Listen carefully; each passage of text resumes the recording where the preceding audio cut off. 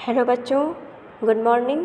बच्चों, नागरिक शास्त्र में हम सभी पढ़ रहे थे सत्ता की साझेदारी, जिसमें आज हम सभी बात करेंगे बेल्जियम की कार्य पद्धति, यानी बेल्जियम की समझदारी कि बेल्जियम ने कौन सी कार्य पद्धति अपनाई। बच्चों, बेल्जियम के नेताओं ने श्रीलंका से भिन्न मार्ग पर चलने का संकल्प प्रकट किया, यानी बेल्जियम के नेताओं ने श्रीलंका से भिन्न मार्ग अपनाया। उन्होंने देश में विद्यमान क्षेत्रीय विविधता और सांस्कृतिक विविधता को स्वीकार किया, यानी बेल्जियम के नेताओं ने देश में विद्यमान क्षेत्रीय विविधता और सांस्कृतिक विविधता को स्वीकार किया।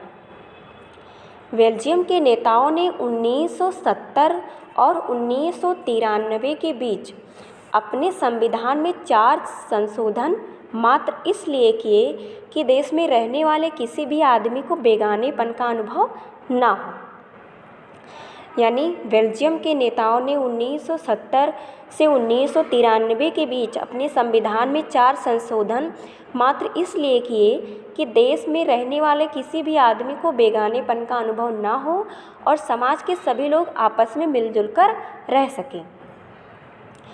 बच्चों, उन्होंने इसके लिए जो व्यवस्था की वह बहुत ही कल्पनाशील है तथा कोई और देश ऐसा नहीं कर पाया। बेल्जियम की मॉडल की कुछ मुख्य बातें निम्नलिखित हैं, जिनमें हम लोग चर्चा करेंगे।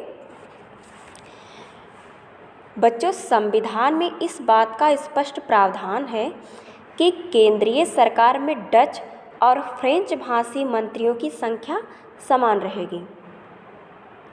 यानी बेल्जियम के संविधान में इस बात का स्पष्ट प्रावधान है कि केंद्रीय सरकार में डच और फ्रेंच भाषी मंत्रियों की संख्या समान रहेगी, यानी डच भाषा बोलने वाले और फ्रेंच भाषा बोलने वाले दोनों के मंत्री बराबर बराबर रहेंगे।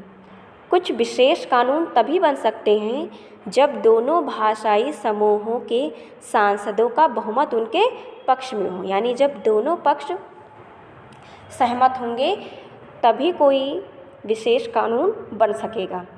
इस प्रकार को किसी एक समुदाय के लोग एक तरफा फैसला नहीं कर सकते। ठीक, अब केंद्र सरकार की अनेक शक्तियां देश के 2 इलाकों की क्षेत्रीय सरकारों को सुपुर्द कर दी गईं, यानी केंद्र सरकार की अनेक शक्तियां देश के 2 इलाकों की क्षेत्रीय सरकारों को सुपुर्द कर दी गईं, यानी राज्य सरकारें केंद्रीय सरकार के अधीन नहीं हैं। फिर बच्चों है कि ब्रुसेल्स में अलग सरकार है, यानी जो बेल्जियम की राजधानी है ब्रुसेल्स, वहाँ अलग सरकार है और इसमें दोनों समुदायों का समान प्रतिनिधित्व है। यानी क्या है, दोनों समुदायों का समान प्रतिनिधित्व है। फ्रेंच भाषी लोगों ने ब्रुसेल्स में समान प्रतिनिधित्व के इस प्रस्ताव को स्वीकार किया क्योंकि डच भाषी लोगों ने केंद्रीय सरकार में बराबरी का प्रतिनिधित्व स्वीकार किया था। बच्चों, केंद्रीय और राज्य सरकार के अलावा यहाँ एक तीसरे स्तर की सरकार भी काम करती है, यानी सामुदायिक सरकार, या इसे स्थानीय सरकार या क्षेत्रीय सरकार भी कहते हैं। इस सरकार का चुनाव एक ही भाषा बोलने वाले लोग करते हैं। डच, फ्रेंच और जर्मन बोलने वाले समुदाय के लोग चाहे वे जहाँ भी रहते हों इस सामुदायिक सरकार को चुनते हैं। इस सरकार को संस्कृति, शिक्षा और भाषा जैसे मसलों पर फैसले लेने का अधिकार है। बच्चों, यद्यपि बेल्जियम का मॉडल देखने में जटिल लग सकता है और वास्तव में यह बेल्जियम वासियों के लिए जटिल भी है, किंतु यह अत्यंत सफल रहा है। यानी बेल्जियम का जो मॉडल है वह सफल रहा।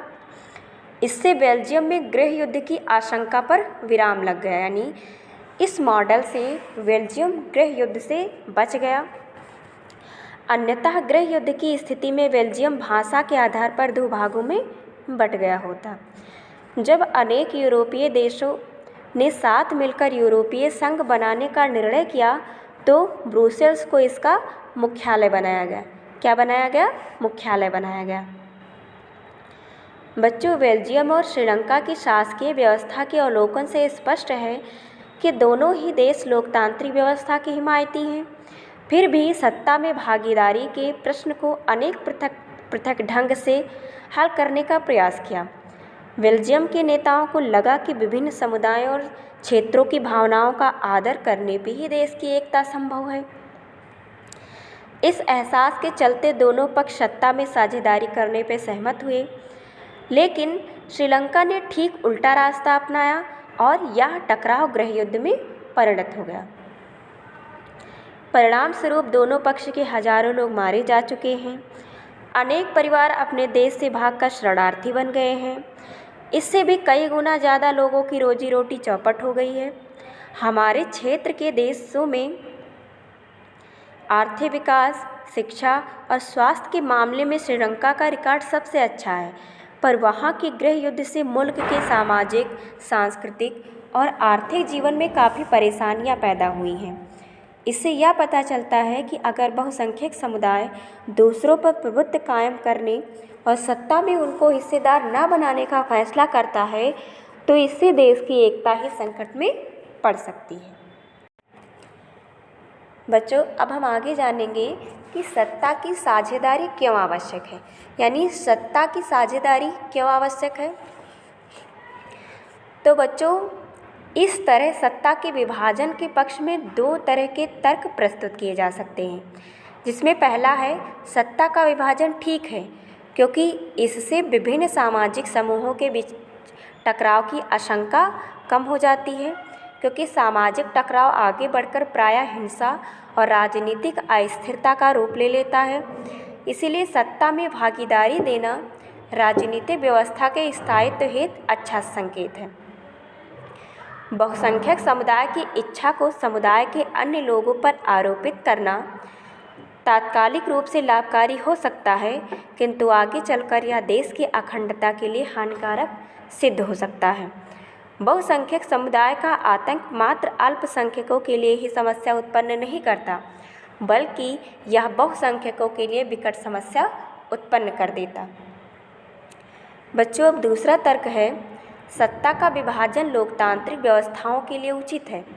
सत्ता की साझेदारी वास्तव में लोकतंत्र की आत्मा है।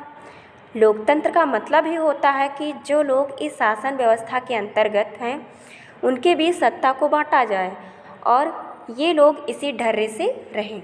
इसीलिए वैध सरकार वही है जिसे अपनी भागीदारी के माध्यम से सभी समूह शासन व्यवस्था से जुड़ते हैं।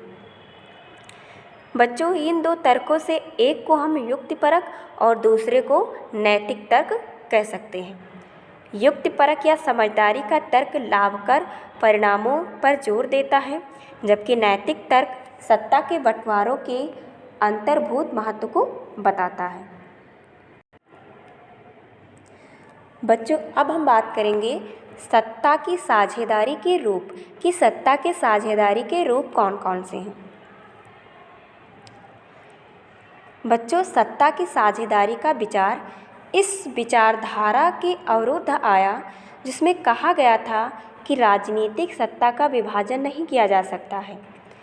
दीर्घकाल से यह मान्यता चली आ रही थी कि सरकार की समस्त शक्तियाँ एक व्यक्ति या किसी स्थान विशेष पर रहने वाले व्यक्ति समूह के हाथ में रहनी चाहिए।